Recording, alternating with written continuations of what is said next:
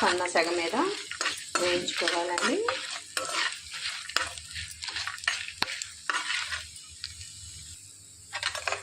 మంచిగా వేగిపోయాయండి. ఇప్పుడు వీటిని ఒక ప్లేట్లోకి తీసుకొని చల్లార్చుకోవాలి.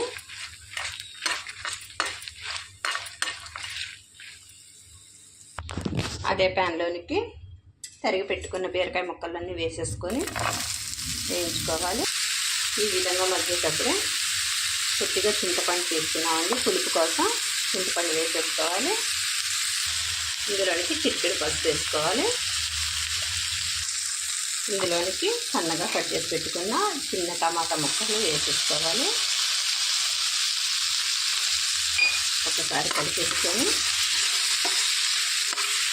మూత పెట్టి ఒక 2 నిమిషాలు మగ్గించుకోవాలండి. వేయించి పెట్టుకున్న ఎండుమిర్చి చల్లారిపోయినాయి. ఇవి ఇందులోనికి